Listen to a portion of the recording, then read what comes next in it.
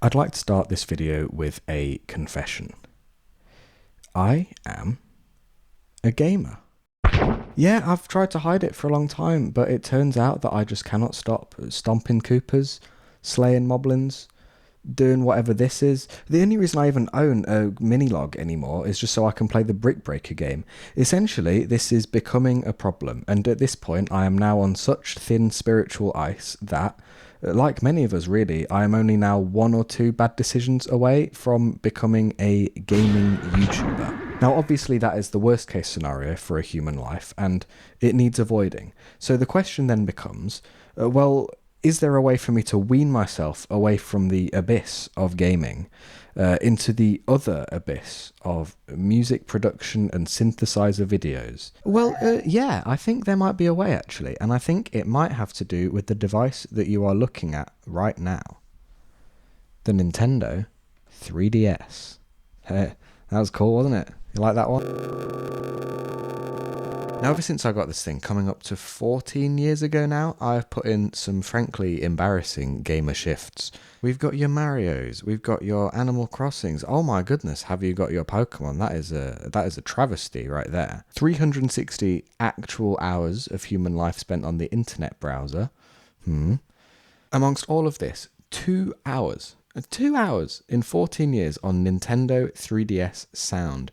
Just one final comparison. I spent 10 times that much on the friend list. And I can guarantee you it wasn't overflowing. There was not 20 hours of content there. Now, with all this being said, I feel like we've underutilized the Nintendo 3DS Sound app. And it's about time to see whether it can hold up to some actual music production. So let's crack it open. Now, one of the first things I noticed is that I really did make the most out of my 2 hours spent on this app. Here's a message that I or some demon apparently left in 2013. I am watching you. Probably should have been in bed, but go off. Now, given that we're ideally meant to be producing music using this thing in a minute, there's a pretty big question that needs answering in terms of how good actually is the Nintendo 3DS microphone quality? Well, to be honest, it's pure dookie. There's no other way of describing it. It sounds like trash.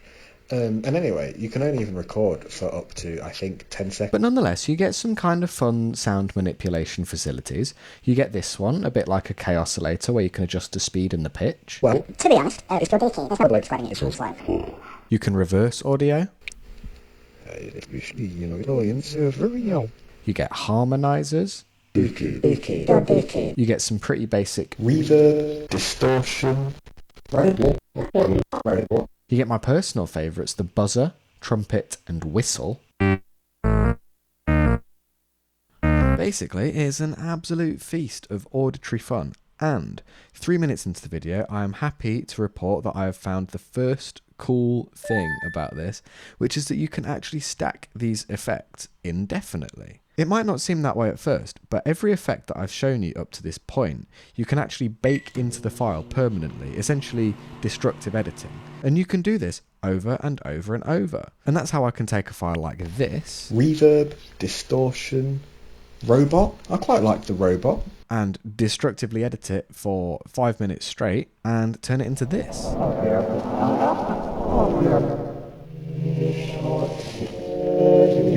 And then this.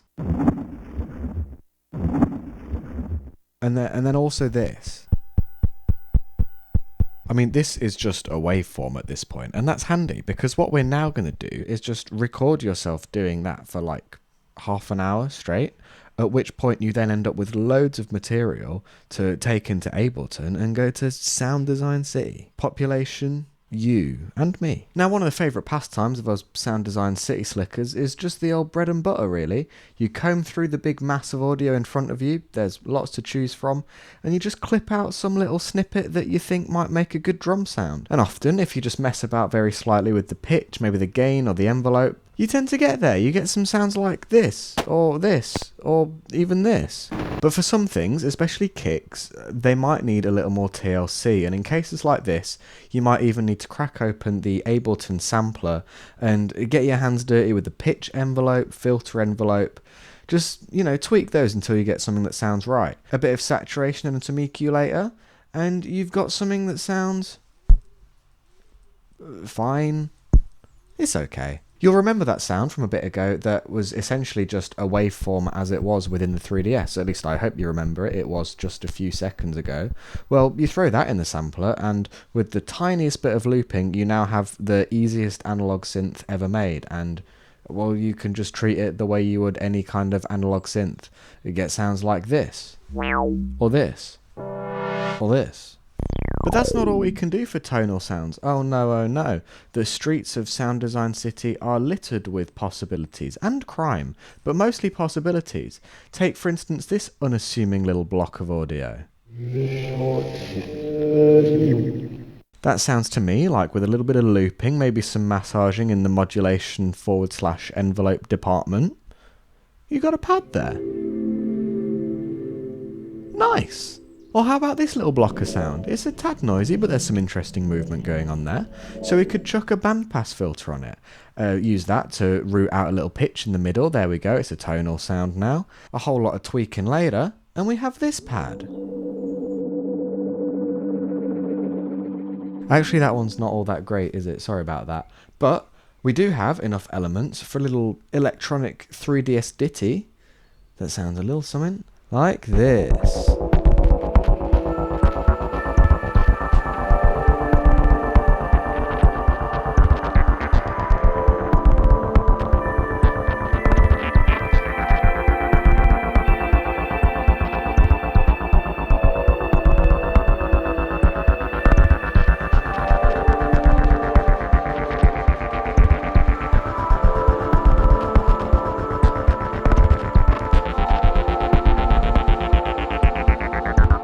So wild news, but turns out that with a modern DAW you can turn pretty much anything into electronica, and it feels pretty surreal knowing that I'm the first ever person to discover this. But what I want to try now is a more transparent approach. What would happen if I played it relatively straight and just used the 3DS as a microphone to record music? Well, the biggest issue is going to be that 10-second limit, but I suppose worst case scenario I could just record in fragments and stitch things together. Although, come to think of it, I will probably want to do some double tracking, so that's going to be a bit of a nightmare for timing and production. But I am very, very dedicated to my YouTube craft. Wait, hang on, have I been recording this section on the 3DS camera this whole time? Yeah, it turns out that the 3DS can record video, and video, as is commonplace really, tends to include sound. What that means is that I can just record each part as a video using the 3DS, and I can then grab those video files off the SD card, take the audio off, and just produce it as I would any other track. Let's try it.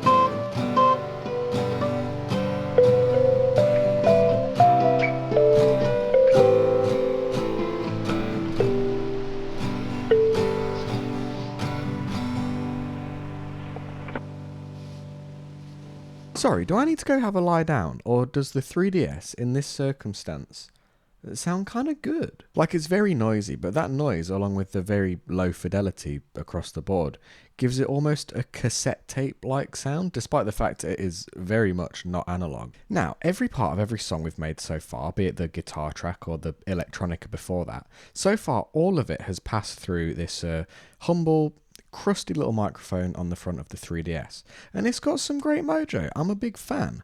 But is there a way of circumventing that? Is there a way to do effects processing on the 3DS without having to kind of colour the sound so heavily right off the bat? After all, half the fun in something like a Monotron is the fact that you can just plug in a cable and process anything straight away. Can the 3DS do that? And I can then grab those video files off the SD card, The 3DS supports SD cards up to 32 gigabytes, making it 32 times as good as the original Digitact. All you need is a folder full of MP3s somewhere on your card, and when you open up the Sound app, wait, there we go, you'll be able to listen to music. Now, obviously the quality coming in is going to be much higher since you're skipping the microphone, but you do lose a few capabilities working in this way.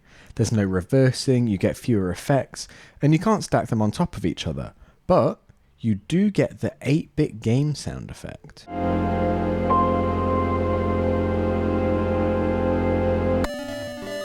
You also get a selection of cute little visualizers, and look, they're 3D! You can use the shoulder buttons to add some drum samples. And the Chaos Pad function is back, and it's actually way more fun here using this on full tracks or drum breaks, instead of 10-second recorded snippets like earlier on.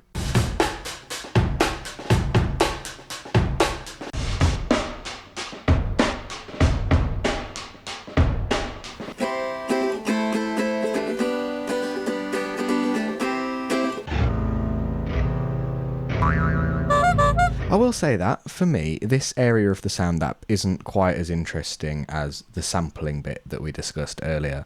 Like, that mod matrix is pretty handy, there's room for cool things there, and maybe you could do some nice experiments with that 8-bit effect, it's not impossible, but for me, I'm really missing the stackability of those effects. It's a fun little MP3 player though, and if I'd have known about it when I was 11, you can bet that I'd have been absolutely throwing down Hot Fuss and Demon Days through that radio effect. It would have been awesome. Regardless though, that is pretty much the 3DS and its musical capabilities. And I've got to be honest, when I started this video, I was not expecting it to be anywhere near as fun or surprisingly capable as it ended up being. So yeah, if you've got a 3DS lying around, there's worse ways to spend your time than seeing what kind of music you can get out of. It's pretty fun. As a way of bringing everything full circle, my playtime on the 3DS Sound app has now climbed to 11 hours. Oh dear, no wonder this video took so long. For reference, that puts it just slightly behind the demo of Super Smash Bros. So yeah, decent little shift that I've put in, I think. If you enjoyed this video, please give it the old like and subscribe and so on, because watching numbers go up will surely be a source of lasting fulfillment for me. Here's hoping. Alright, bye.